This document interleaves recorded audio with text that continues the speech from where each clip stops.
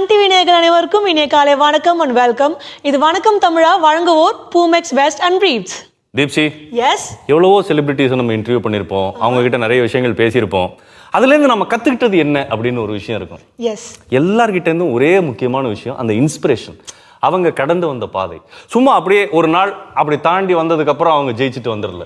கண்டிப்பா ஒவ்வொருத்தருமே அவ்வளோ கஷ்டப்பட்டு அந்த இடத்த தக்க வச்சுக்கிறதுக்கு, அந்த இடத்துக்கு வர்றதுக்கே அவ்வளோ கஷ்டப்பட்டிருப்பாங்க. அதுக்கப்புறம் அந்த இடத்த தக்க வச்சுக்கிறதுக்கு ஒரு மிகப்பெரிய போராட்டம் இருக்கும்.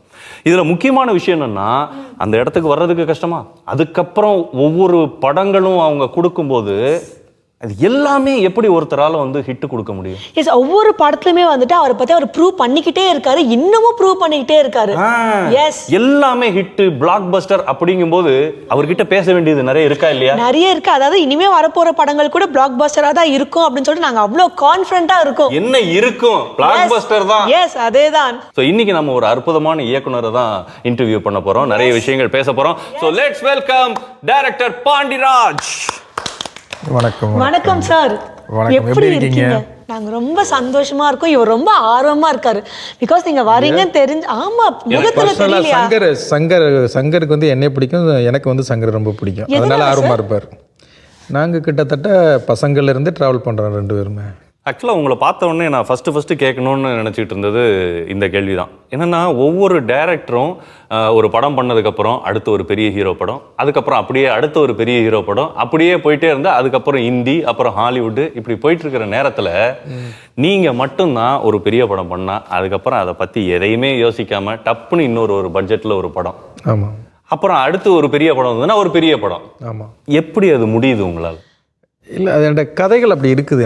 எனக்கு பொதுவாக நீங்கள் சொல்கிறது கரெக்டு தான். ஒரு இப்போ தலைவன் தலைவர் பெரிய ஹிட் ஆச்சு, அடுத்து அதுக்கு மேலே ஒரு பட்ஜெட்டாகவும் ஒரு ஹீரோவும் போகலாம் அப்படின்னு தான் எல்லாருமே நினைப்பாங்க. ஆனால் எனக்கு என்னென்னா, அடுத்து ஒரு பெரிய ஹீரோட தான் பண்ணுறேன், அடுத்து ஒரு நல்ல காம்பினேஷனோட ஒரு பெரிய ஹீரோட தான் பண்ண போகிறேன். அப்போ அதுக்கு முன்னால் இந்த மாதிரி ஒன்று பண்ணிடலாம் அப்படின்ட்டு பெரிய ஹீரோ பண்ணதுக்கப்புறம் அடுத்து ஒன்றும் இதே மாதிரி பண்ணுறதுக்கு இப்போவே பிளான் வச்சுருக்கேன். அப்போ ரெண்டு பக்கம் போகும்போது அந்த ட்ராவல் நல்லா இருக்குது. எனக்கு அது நல்லா இருக்கு. இதுவும் வேணும். ஆமா, ஆக்சுவலா கமல் சார் இதை ஃபாலோ பண்ணாரு. ஆமா, ஒரு சூப்பரான படம் ஒன்று பண்ணிட்டு இருப்பாரு, டக்குன்னு பார்த்தோம்னா ஒரு ஹிலேரியஸா ஒரு காமெடியா ஒரு படம் ஒன்று பண்ணுவாரு. அதேதான். பட் எது ரொம்ப கம்ஃபர்டபுள், அதுவா இல்லை இதுவா? இதுதான் எனக்கு கம்ஃபர்ட். ஆனால் அதில் நிறைய சம்பளம் கிடைக்கும், நிறைய பேர் கிடைக்கும், ரீச் நிறைய கிடைக்கும். ஹீரோக்களோட ட்ராவல் பண்ணும்போது அது வேற. எனக்கு ஒரு டவுட், இப்போ இருக்கிற கரண்ட் சிச்சுவேஷன்ல இந்த மாதிரி படங்கள் இன்னும் நல்ல ரீச் ஆகுது இல்லையா? கண்டிப்பாக கவனிச்சிங்களா? கண்டென்ட்டா. ஆமாம், இப்போ சமீபத்தில் எடுத்துக்கிட்டிங்கன்னா ஓடின படங்கள் எல்லாமே கண்டென்ட் ரீதியாக உள்ள படங்கள் தான் ஓடி இருக்குது. நீங்கள் சிறையாக இருக்கட்டும், தாய் கிழவியாக இருக்கட்டும், டூரிஸ்ட் ஃபேமிலியாக இருக்கட்டும், இப்போ யூத்தாக இருக்கட்டும், வித்லவாக இருக்கட்டும், எல்லாமே உங்களுக்கு கண்டென்ட் ஓரியன்டாக ஓட ஆரம்பிச்சிருச்சு. அந்த ஒரு கான்ஃபிடென்ட் இருக்குது நம்ம. பட் கண்டென்ட் பேஸ்டு மூவிஸ் மக்கள் நடுவில் நிறைய வரவேற்பெல்லாம் வருது.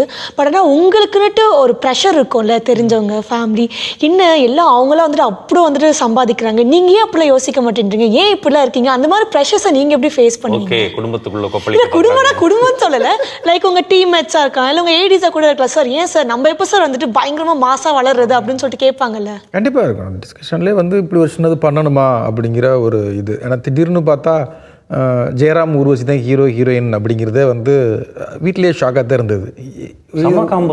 ஆமாம், ஏதோ. ஆனால் எனக்கு அது செம சர்ப்ரைஸாக இருந்தது. இப்போ உங்களை மாதிரி ஆளுங்க சொல்லும்போது சூப்பராக இருக்கு அப்படிங்கிற அந்த ஆர்வம் தான் அந்த படத்துடைய பெரிய ப்ளஸ்ஸாக நினச்சேன். திடீர்னு பார்த்தா அதுக்குள்ளே மிஸ்கின் சார் வர்றாரு, சாண்டி மாஸ்டர் வர்றாங்க, இப்போ ஒவ்வொரு யோகி பாபு வர்றாரு. அப்போ இது அந்த ஃபர்ஸ்ட் லுக் பார்த்த உடனே எல்லாருமே சொன்னாங்க, செம்மையாக இருக்குப்பா, செம்ம காம்போவாக இருக்குது. பரிமளா எப்போ வருவாங்க? அதில் படத்துக்குலையா? அது படம் பார்க்கும்போது தான் வருவாங்க. தெரியும் எனக்கு, ஆக்சுவலாக தெரியும். என்னது பரிமளா யாருன்னு கேட்டால் சொல்ல மாட்டாருன்னு தெரியும். இது ரொம்ப சிம்பிளான கதை, இது ஒரு பயங்கரமான கதை அப்படிலாம் கிடையாது. நம்ம பார்த்து பழகுன ஒரு கதை தான், நிறைய பார்த்துருக்கோம்.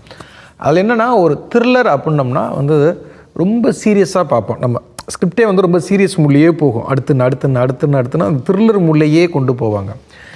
அதே மாதிரி தான் ஹாரர் படமுமே ஒரு எப்போ பேய் வரும், எப்போ பயப்படுவாங்க, அந்த ஒரு இதுலேயே இருக்கு. ஆனால் அதை சுந்தர் சி சாரும் ராகவா லாரன்ஸு, சந்தானம், அவங்க எல்லாருமே அது ஒரு பேய் படம்லாம் சிரிச்சுக்கிட்டே பாருங்கடான்னு ஒரு மூடை மாற்றி விட்டாங்க. த்ரில்லரையும் அப்படித்தான். நம்ம அதுக்கு த்ரில்லரை நல்லா இதுவாக்கி விட்டதில் நம்ம நெல்சன் சொல்லலாம். எஸ். நீங்கள் கோலமாவு கோயிலா, டாக்டர், அதெல்லாம் பார்த்தீங்கன்னா ஒரு டார்க் காமெடிகளையே சொல்லியிருந்தார். எனக்கு வந்து நெல்சனை ரொம்ப பிடிக்கும். எனக்கு கோலமாவு கோயிலா, டாக்டரு, ஜெயிலரு, அவருடைய அந்த அந்த என்ன தான் ஜெயிலரில் அவ்வளோ பெரிய மாஸ் இருந்தாலும் அந்த காமெடி அவர் கலந்து கொடுக்குற விதம் சூப்பராக இருக்கும். இது உண்மையிலேயே பெரிய விஷயம். ஒரு உள்ளூர் ஆட்டக்காரரை இன்னொரு உள்ளூர் ஆட்டக்காரரை பாராட்டுறது எவ்வளோ பெரிய விஷயம். சொல்லுங்க, உங்களை பற்றி நிறைய விஷயங்கள் நாங்கள் தெரிஞ்சுக்கணும் அப்படின்னு ஆசைப்பட்டப்போ எனக்கு முதல்ல தோணுன விஷயம் இதுதான். பாண்டியராஜன் சார், நீங்க உள்ள இண்டஸ்ட்ரிக்கு வரும்போது யாரும் இதை சொல்லவே இல்லையா? பேரை மாத்திக்கலாம், எதுக்கு கன்ஃபியூஸ் ஆயிடுவாங்க அப்படின்லாம் எதுவும் சொல்லவே இல்லையா? இந்த கேள்வி இன்ன வரைக்கும் யாரும் கேட்டதே இல்லையா? ஃபர்ஸ்ட் சங்கருடைய ஆராய்ச்சி சூப்பர் ஆராய்ச்சி. அதுக்கு நிறைய சப்போர்ட்டிங் எலிமெண்ட்ஸ் இருந்துச்சு. ஆனா இந்த பேருக்கு ஒரு பெரிய வேலையே பார்த்தோம். பாண்டியராஜா என் பேரு. அப்ப நான் வந்து பாக்கியாவில் ஆபீஸ் பாய். அங்கே வந்து கபடின்னு படம் பண்ணுறாரு சார். ஆமாம். அப்போ வந்து சாருடைய ப்ரொடக்ஷனில் தான் படம் பண்ணுறாரு. அப்போ வந்து நான் வந்து யார் அது இப்போ நான் கதைகள்லாம் எழுதி லவ் பண்ணுறதுக்கு தானே கவிதை எழுதி இன்ஸ்பயர் பண்ணுறதுக்காக நம்ம பண்ணுவோம். நான் பாக்கியராஜ் சாரை இன்ஸ்பயர் பண்ணுறதுக்காக கவிதையெல்லாம் எழுதுறேன். அப்போ பிசி பாண்டியராஜா அப்படின்னு எழுதும்போது அவர் கேட்டுக்கார், இந்த காம்பவுண்டுக்குள்ள இன்னொரு பாண்டியராஜன் யார், அவனை வர சொல்லு அப்படின்னு சொல்லிட்டு தான் என்னை வர சொல்கிறார். அப்போ எழுத ஆரம்பித்தேன், அப்படியே பிடிக்க ஆரம்பித்தேன். ஆனால் இங்கே க்யூவில் ஒரு 10 பேர் நிற்கிறாங்க. நம்ம இங்கே இருந்தோம்னா காலத்துக்கும் அசிஸ்டன்ட் டைரக்டரே ஆக முடியாது அப்படின்னு சொல்லிட்டு தான் அப்படியே போய் சேரன் சார்கிட்ட சேர்ந்தேன். ஆனால் பேர் வைக்கும்போது இந்த பேர் தான்.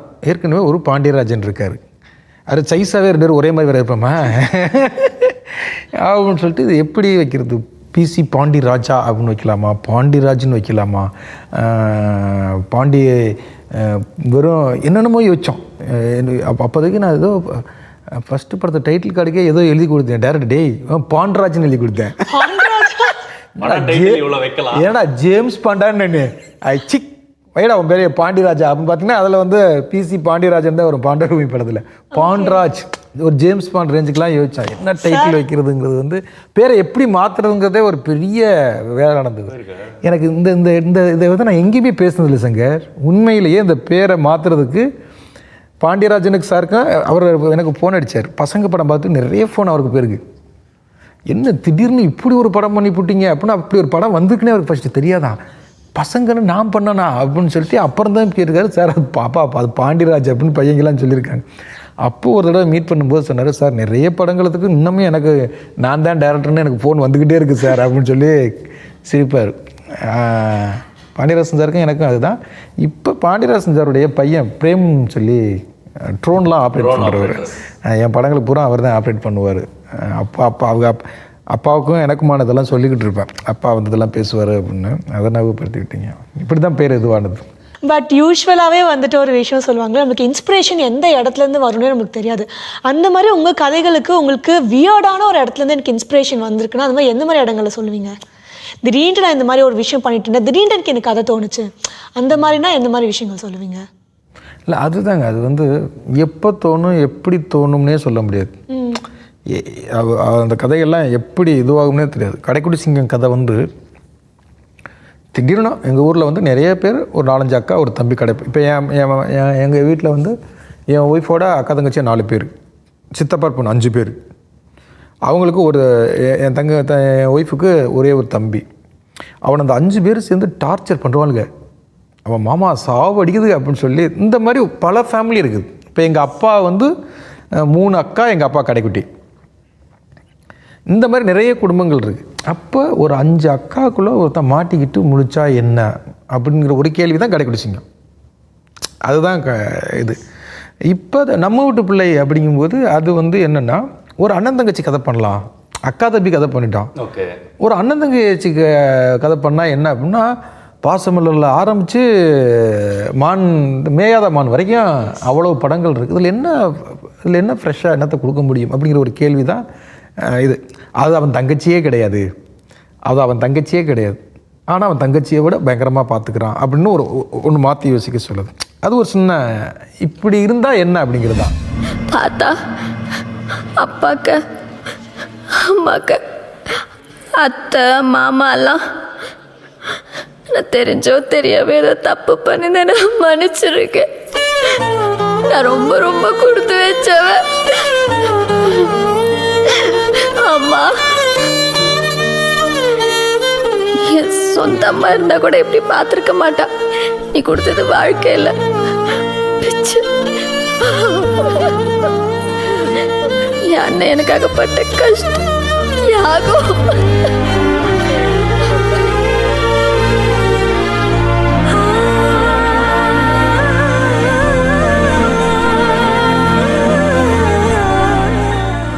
ஆக்சுவலாக ரீசெண்டாக ஒரு சுப்பு பஞ்சு இங்கே வந்திருந்தாரு. அவர் இந்த கஞ்சனா நடிச்சிருப்பார்ல அந்த படத்தில், அது அப்படியே நீங்கள் நடிச்சு காமிச்சது, நீங்கள் பெர்ஃபார்ம் பண்ணது உங்களுடைய இது அப்படின்னு சொல்லியிருந்தாரு. ரொம்ப பெருமையாக சொல்லியிருந்தாரு. ஸோ இந்த மாதிரி நிறைய கேரக்டர்ஸ் நீங்கள் ஊரில் பார்த்துருப்பீங்கல்ல? ஆமாம், இப்போ பார்த்துக்கிட்டு தானே இருக்கிறோம். நம்ம தூக்குறது படத்துல இருந்து தூக்குறது எல்லாமே ஊர்ல இருந்து தான் தூக்குவோம். ரியல் லைஃப்லேருந்து இன்ஸ்பயர் ஆகும். ஆமாம், அதில் எல்லா இதுவுமே அது ஈஸியாக இருக்குல்ல. இப்போ ஒரு கேரக்டரை வந்து உங்கள்கிட்ட சொல்கிறதுக்கு, இப்போ உங்கள் டீமில் நம்ம சங்கர் இருக்கார்ல, சங்கர் மாதிரி ஒரு மேனரிசம் அப்படின்னா ஈஸியாக உங்களுக்கு கதை சொல்கிறதுக்கே உங்களுக்கு ஈஸியாக இருக்கும். அதை ஃபாலோ பண்ணுறதுக்கே உங்களுக்கு ஈஸியாகிடும்ல. அப்போ ஓகே, சங்கர் என்னெல்லாம் பண்ணுவார், என்ன சேட்டை பண்ணுவார், என்ன பொய் சொல்லுவார், என்ன இது, அது ஈஸியாக வந்து. சங்கர் நல்லதெல்லாம் பண்ண மாட்டாரா? மாசா எதுவும் பண்ண மாட்டாரா? சங்கர்னா பொய் தான் சொல்லுவாரா, சங்கர்னா சேட்டை தான் பண்ணுவாரா? இவர் உண்மையை சொல்லிட்டு இருக்காரு சங்கர், நீங்க அதை புரிஞ்சுக்கோங்க. டாக் டீம்ஸா? டாக் டீம்ஸ்ல தான் இப்போ போயிட்டு இருக்குன்னு நினைக்கிறேன். 12 படங்கள் பண்ணியிருக்கீங்க, 10 மியூசிக் டைரக்டர்ஸ், அதில் ஒருத்தர் மட்டும் 3 சான்ஸ் கொடுத்துருக்கீங்க. ஆமாம், யாருமே இது வரைக்கும் இந்த மாதிரி பெருசாக பண்ணதே கிடையாது. அட்லீஸ்ட் ஒரு பெரிய ட்ராவல் இருக்கும், லாங் ட்ராவல் இருக்கும். இமானுக்கு 3 படம் கொடுக்கறதுக்கு முன்னாடி, அவருக்கு முன்னாடியே அவ்வளோ மியூசிக் டைரக்டர்ஸ். என்ன பெக்யூலியர் ரீசன் இது? ஒருத்தரோட ஒர்க் பண்ணிட்டு அதுக்கப்புறம் புதுசாக யாரையாவது ட்ரை பண்ணலான்ட்டா? ஆனால் இது இன்னொன்று சான்ஸ் கொடுக்குற மாதிரியா, எனக்கு வந்து புதுசாக ஒருத்தருக்கு சான்ஸ் கொடுக்கணும்னா, ஆனால் எல்லா படத்துலையும் பாடல்கள் ஹிட். எப்படி இது? How is it happening? இல்லை, அது ஒன்று இமான் சாரோட 3 படம் பண்ணது அவருடைய அன்பு. நான் சந்தித்த மியூசிக் டைரக்டரில் ரொம்ப அன்பான மனிதன், ரொம்ப உண்மையான நேர்மையான, வேலையை வந்து அவ்வளவு லவ் பண்ணக்கூடிய ஒரு மனிதர். அவர் சைடில் ஒரு குறைகள் சொல்ல முடியாது. சொன்னார்னா ஐயா இன்னைக்கு இந்த சாங் வரும் அப்படின்னா அன்னைக்கு அந்த சாங் வந்துடும், ஆன் டைம். அவரை வந்து எப்போவுமே நீங்கள் ரீச் பண்ண முடியும், எப்போவுமே அவர் ஸ்டுடியோவில் பார்க்க முடியும், எப்போவுமே வேலை விஷயமாக அவர்கிட்ட இது பண்ண முடியும். அப்படி ஒரு அவரை விட்டு வரவே முடியாது வெளியில். அப்படி தான் அவர் ஒர்க் ஆகுது. எஸ். ஸோ பொதுவாகவே வந்துட்டு சில டிரெக்டர்ஸ்லாம் வந்துட்டு கோ வித் த ஃப்ளோன்ற மைண்ட் செட்டோடு இருப்பாங்க. ஸோ நீங்கள் எப்படின்னா ஒரு சீன்ஸ் நடந்துட்டு இருக்கும், நிறைய டிஸ்டர்பன்ஸ்லாம் ஒரு சம்டைம்ஸ் வந்துட்டு கிளைமேட் சேஞ்ச் ஆகிடலாம். நீங்கள் ஒரு சீன் அவுட்டோரில் பிளான் பண்ணியிருப்பீங்க, திடீர்னு மழை வரலாம். பட் நீங்கள் வந்துட்டு அந்த சீனுக்காக வெயிட் பண்ணாமல் சரி let's go with the flow, இப்போ இருக்கிற சுச்சுவேஷன் வச்சு நம்ம ஒரு சீன் கிரியேட் பண்ணலான்னு சொல்லிட்டு பண்ணுறீங்களே. ஸோ அந்த மாதிரி ஐடியாஸ்லாம் உங்களுக்கு எப்படி வருது? எனக்கு வந்து ஒரு ஸ்கிரிப்ட் எழுதும்போது ஒன்லைன் ஒன்று போடுவோம். அந்த ஒன்லைனுங்கும்போது மழை வந்தால் என்ன பண்ணணும்னு எனக்கு ஒன்று இருக்கும், அதிலே போட்டுருக்கு. ஆமாம், மழை வந்து இதில் இந்த ஆப்ஷன் இருக்கும் வந்து மழை வந்தால் என்னென்ன மாண்டேஜ் எடுக்கலாம், எந்த சீனை எடுக்கலாம். அது பசங்களே எனக்கு கிடச்சிது. நீங்கள் பசங்க படத்தில் பார்த்தீங்கன்னா 4 சீசனே காமிச்சிருப்பீங்க. 4 சீசனையுமே காமிச்சிருப்பேன். அது ஸ்கிரிப்ட்லேயே இருந்தது. அதை படித்தவங்க நம்ம தமிழ்நாட்டு சீசன்லாம் எப்படி கொண்டு வர முடியும் அப்படின்னாங்க. அது ஓரளவுக்கு அதை முயற்சி பண்ணால் அது எங்களுக்கு கிடச்சிது. என்னென்னா அந்த எண்ணம் தான் எண்ணம் போல் வாழ்க்கைன்னு சொல்கிறாங்கல்ல. ஒரு ஸ்கிரிப்டுக்குள்ளே நான் இந்த சீசனை கொண்டு வரணும்னு நினைக்கிறேன். எனக்கு மழை ஒரு ஷாட்டு கூட அந்த படத்தில் நாங்கள் ரெயின் எஃபெக்ட் போட்டு எடுத்ததே கிடையாது. எல்லாம் ரியல் மழை. அந்த ஒரு வெக்கம் வருதே வருதே சாங் பார்த்தீங்கன்னா சாங் ஃபுல்லாக மழை பெஞ்சிக்கிட்டே இருக்கும். ப்ரொடியூசர் சந்தோஷமாக இருந்திருப்பாங்க. ஆமாம், அவ்வளோ இதுவாக இருக்கும். அதே மாதிரி அதே டயத்தில் இலையுதிர் காலம், அதையும் ஓரளவுக்கு பதிவு பண்ணோம். பனி பெய்யுது. நாங்கள் எடுத்த காலகட்டம் வந்து நவம்பர்லேருந்து பிப்ரவரியில் எடுக்கும்போது அது எல்லாத்தையுமே பதிவு பண்ணோம். அந்த மாதிரி நான் எனக்கு படமே ஃபஸ்ட் ஷாட் வைக்கிறோம், 3 ஷாட் எடுத்து 4வது ஷாட்டும் போது மழை வந்து ஆரம்பிச்சது. அந்த 4வது ஷாட் வந்து 10 நாள் மழை கண்டினியூவாக. எல்லாருமே என்ன பண்ணாங்கன்னா யூனிட் ஆளுகள்லாம் இல்லை கண்டினியூவாக மழை பெஞ்சிக்கிட்டு இருக்கு, ஷெட்யூல் பேக்கப் பண்ணிவிடுவாங்க அப்படின்னு. எனக்கும் பிரேமுக்கும் மட்டும்தான் தெரியும் மழை பெய்யறதை எவ்வளோ சந்தோஷமாக எடுத்துக்கிட்டு இருக்கேன் அப்படின்னு. ஏன்னா இது எங்களுக்கு கிடைக்கவே கிடைக்காது, இதை கிரியேட் பண்ணவே முடியாது. அது பயங்கர சந்தோஷமாயிடுச்சு. இப்போது எனக்கு இன்னொரு முக்கியமான விஷயம் என்னென்னா, இப்போ கரண்ட் ஜென்ரேஷன் ஜென்சிஸ் இங்கே வந்து நிறைய விஷயங்கள் கிளீஷேவாக பார்க்கப்படுது. ஒரு சென்டிமெண்ட்டுன்னா கிளீஷே, அம்மா சென்டிமெண்ட்டுன்னா கிளீஷே, ஃபேமிலி ட்ராமானா கிளீஷே. ஒரு காலத்தில் அவ்வளோ படங்கள் ஒரு ஃபேமிலி ட்ராமாவாக வந்துட்டு இருந்தது. பட் உங்ககிட்ட அது அந்த கிளீஷே எல்லாமே தோற்று போகுது. அது நீங்கள் தோக்கடிக்கிறீங்களா, இல்லை அதுக்கேற்ற மாதிரி நம்ம அந்த ப்ரிப்பரேஷன் அப்படி இருக்கா, இல்லை உங்களுடைய மைண்ட் செட் என்ன இன்னும் அந்த ஃபேமிலி ட்ராமா? ஏன்னா கடைக்குட்டி சிங்கம்லாம் இப்போ போட்டாலும் நான் பார்க்காத நாள் இல்லை. நம்ம வீட்டு பிள்ளை அவ்வளோ சூப்பரான ஒரு படம். ஸோ இதெல்லாம் எப்படி அந்த தைரியம் எங்கேருந்து வருது? என்றைக்குமே வந்து நீங்கள் டைட்டானிக் படத்தை எடுத்துக்கோங்க, நீங்கள் அவதாரம் எடுத்துக்கோங்க, நீங்கள் எந்த படத்தை எடுத்தீங்கனாலும் எந்த படத்தில் வந்து எமோஷன் கரெக்டாக ஒர்க் அவுட் ஆகிடுச்சோ அந்த படம் ஜெயிச்சிடும். நீங்கள் அவ்வளவு பிரமாண்டமான டைட்டானிக்கில் அங்கே வந்து அந்த லவ்க்குள்ளே உள்ள எமோஷன் தான் செம்மையாக அது இதுவாச்சே ஒழிய அவதார் 1 அளவுக்கு 2 ஏன் இதுவாகலைன்னா எமோஷன் 1ல் இருந்த எமோஷன் 2ல் கரெக்டாக. பாகுபலி 1 விட பாகுபலி 2ல் தான் எமோஷன் ஓவராக இருந்தது. அதனால தான் 1 விட 2 அது பயங்கரமாக இதுவாக இருந்தது. அது வந்து நம்ம படத்தில் எல்லா படத்துங்கள்லையும் அந்த எமோஷன் கரெக்டாக நம்ம உட்கார வைக்கும்போது நம்ம எல்லாருமே சென்டிமெண்ட் இடியட்ஸ் தான்.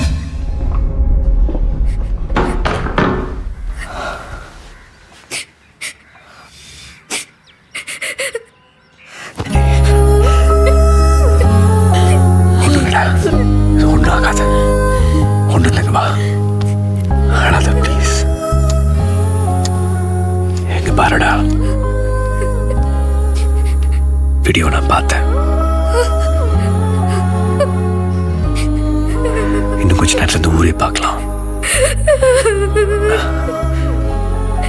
அது வெளியில வர முடியாத அளவுக்கு எவ்வளவு தடுக்கணுமோ அவ்வளவும் பண்ணுவேன். அப்படி தடுத்து மீறி வெளில வந்துருச்சுன்னா ஆதினி ஆதினி கோழையா பயந்தவளா? இப்போ நான் ரொம்ப சந்தோஷமாக நினைக்கிறது என்னென்னா, இப்போ நீங்கள் ஒரு லவ் ஃபிலிம் பண்ணிங்கன்னா 2 டிக்கெட் வருவாங்க. ஒரு ஃப்ரெண்ட்ஷிப் படம் பார்த்தீங்கன்னா 4 டிக்கெட் வருவாங்க, 5 டிக்கெட் வருவாங்க. நீங்கள் ஃபேமிலிக்கு படம் பண்ண போனீங்கன்னா 10, 20, 30, 40, 50 மொத்தம் அது எல்லாமே வாட்ஸ்அப் குரூப்பு. ஒரு குரூப்பில் ஒருத்தங்களுக்கு படம் பிடிச்சிருச்சுன்னா அவங்க தூக்கி வாட்ஸ்அப்பில் போட்டாங்கன்னா அது பயங்கரமாக ஸ்ப்ரெட் ஆகும். அம்மாக்களுக்குன்னு அவ்வளோ பாட்டு இருக்குது, அம்மா சென்டிமெண்ட்டுன்னு. ஆனால் அப்பா சென்டிமெண்ட்டுன்னு சொல்லி தெய்வங்கள் எல்லாம் தோற்றே போகுங்கிற ஒரு சாங் இருக்கு இல்லையா? ஆமாம், காலாகாலத்துக்கும் அது நிற்கிற மாதிரி ஒரு பாட்டை கொடுத்துருக்கீங்க. என்னைக்குமே அந்த சாங் வந்துட்டு ஒரு அப்பாக்கான பாடல்னா அந்த பாட்டு தான் ஃபர்ஸ்ட் எல்லாரோட மைண்ட்லயுமே வரும். அந்த பாட்டோட ஒரு கேள்வி, அந்த பாட்டை பற்றி உங்களுக்கு பேச வரும்போது மறக்க முடியாத மொமெண்ட் ஏதாவது இருக்கா? இருக்கு, சொல்லுங்க. இவன்கிட்ட வந்து அப்பாவுக்கு ஒரு சாங் வேணும், இந்த சாங் தான் கிளைமேக்ஸில் வரப்போகுது. அம்மா நீங்கள் சொன்ன மாதிரி தான் நான் சொன்னேன். அம்மாக்களுக்கு நிறைய சாங் இருக்குது, அப்பாக்களுக்குன்னு தேடணும்னா ரொம்ப கம்மியாக தான் இருக்குது. ஒரு அப்பாக்களுக்கு சமர்ப்பிக்கிற ஒரு சாங்காகவும் இருக்கணும் அப்படின்னு சொல்லிட்டு அப்படின்னாரு. ஓகே ஓகேன்னு அப்படியே தலையாட்டு கீபோர்டில் உட்காந்தார். அப்படிங்கும்போது உட்காந்து இந்த டியூன் வந்து போடுறார். இந்த டியூனை போடும்போது நான் எங்கள் அப்பாவை நினச்சிக்கிட்டு தான் இந்த கதை இந்த சீக்வன்ஸை சொல்கிறேன். எங்கள் அப்பா இறந்துட்டார். அப்போ அதை டியூன் போடும்போது எனக்கு வந்து கண் அப்படியே கொட்டுது. ஒரு டியூன் போடும்போது நமக்கு கண்ணீர் வராது.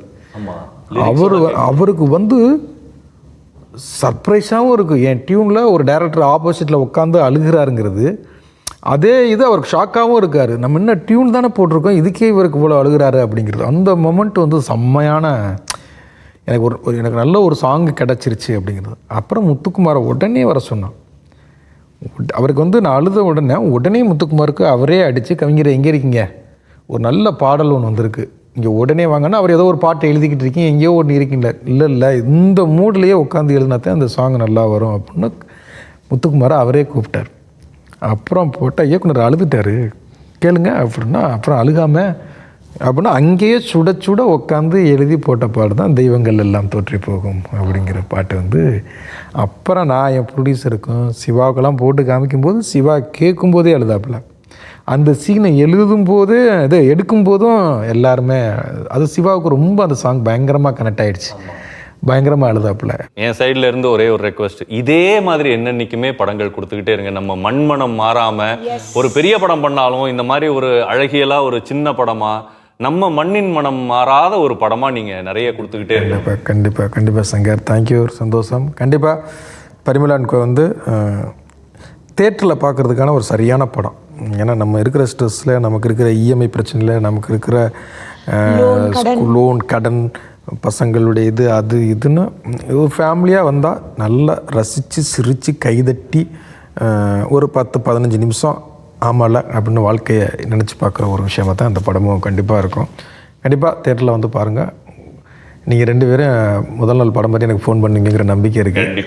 கண்டிப்பாக ஃபர்ஸ்ட் டைம் முடிச்சோடனே தலைவா பின்னிட்டீங்க தலைவா இந்த மாதிரி ஃபோன் கால் உங்களுக்கு வரும். சிம்பிள் ஆனால் சூப்பராக இருக்கும். Thank you so much sir. Thank you. இதே மாதிரி இன்னும் நிறைய படங்கள், வெற்றி படங்கள் நீங்கள் எங்களுக்கு கொடுக்கணும். நாங்கள் என்டர்டெயின் ஆகும். எனக்கும் இது கிட்டத்தட்ட 4வது தடவையோ 5வது தடவையோ வணக்கம் தமிழகத்துக்கு வந்திருக்கேன். நானும் பல வணக்கம் தமிழகம் வரணும், உங்களோடையும் சேர்ந்து சன் டிவி நேயர்களுடன் நானும் இன்னும் நிறைய விஷயங்கள் பேசணும். தேங்க்யூ, நன்றி. Thank you sir. நேயர்களே, இதே மாதிரி இன்னொரு அற்புதமான இன்டர்வியூல உங்களை சந்திக்கிறோம். Until then, bye from Shankar and Deepshi. இது வணக்கம் தமிழா வழங்குவோர் பூமெக்ஸ் பிரீஃப். டாடா, பாய்.